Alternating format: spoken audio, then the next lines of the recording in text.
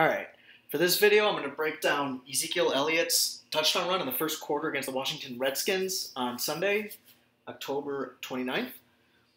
So I wanted to do this play because one, it's a good example of how an inside zone should work.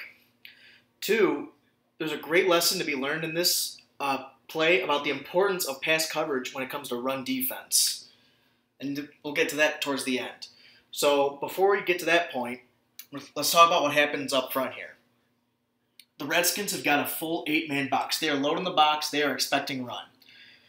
They're in man coverage. I'll explain kind of how they're in that later. And it's an inside zone to the right. So when you run an inside zone, the idea is your entire offensive line is going to move in unison, take the same first step in the same direction, and they'll create double teams where they can, and they're going to block whatever's in front of them.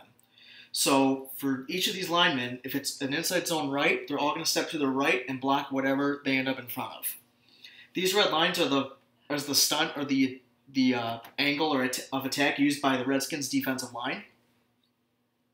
So we'll get right down to it. So on inside zone right, everyone's on the offensive line is going to step right. So we got step, step, step, step, step. All right, let's see. Try a thicker marker maybe. Yeah. So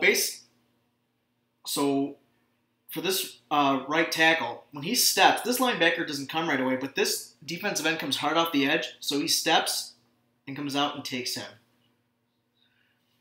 All right, and then your right guard, when he steps right, he's got this tackle right here, so he takes him on. Now, the center on a zone right would normally double team with the guard on this tackle, but this tackle slants to the B gap. There's no way a center is going to be able to help on a B gap stunt.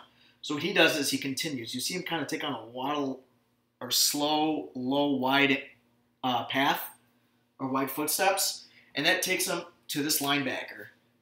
Because the linebacker's king Ezekiel Elliot here. So this linebacker, when he keys Elliot, Elliot's first step is to the right. So he steps forward and tries to come here, and that's where the center picks him up. So I mentioned that Ezekiel steps right on his first step. And then, again, this tackle angles towards the A gap, so the right guard picks him up since he's stepping to his right, which leaves this tackle on this linebacker. Now here's what's interesting here. Jason Witten is, on inside zone, typically your fullback, your H-back, is going to block the defensive end to the back side.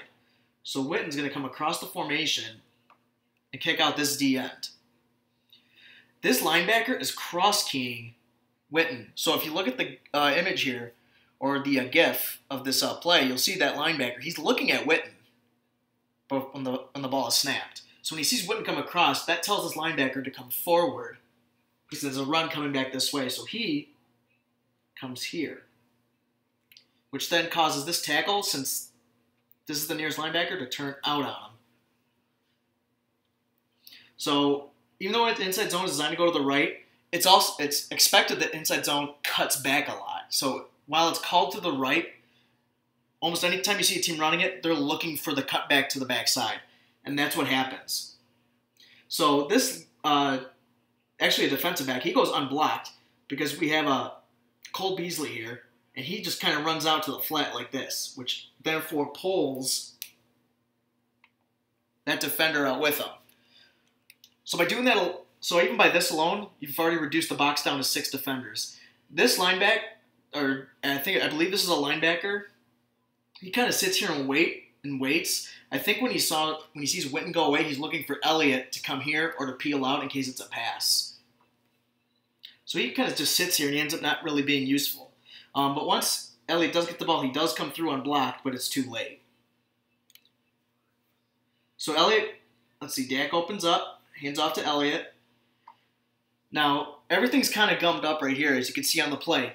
But because this tackle is slanting hard here, so it's kind of more like slanting in there, and this linebacker's going out there, there's a nice hole opening up right there. So Elliott peels it back, and there for the touchdown. All right, Zach hands off, boots out. So again, he sees this linebacker goes unblocked, but he's waiting to see if Elliott's going to come out here or going to come attack here. and then when he realizes it's zone or it's going back the other way, he tries to catch up, but it's too late. So that's how the blocking sets up and allows that touchdown to go. So again, it's a zone right. The line steps to the right, and the Redskins defense kind of steps with them. So they kind of set up, and this hole sets up right here. Now, the lesson in how pass coverage is so important to your defense. Again, it's man coverage. So we have Des Bryant out here and the other receiver out here. These two corners are manned up. All right, so they're manned up. But now here's the important thing. This is Des Bryant. They do not want to let Des Bryant get a jump ball for a touchdown. Watch the safety now at the back of the screen. He's in the middle, right over the quarterback, but then watch the gift. Watch where he goes right after the snap. He's not even on the screen. So while he's over the middle and he's unblocked, he flies out of there to go help with Des Bryant in the case of a pass. That leaves the defense completely naked behind the box. So that's how pass coverage is really important. The way your defensive back assignments, depending on where they have to go off the snap, can really set up your run defense too. So, and offenses will take advantage of that. So that's the breakdown of, again, Ezekiel Elliott's first quarter touchdown against the Redskins. Hope you enjoyed.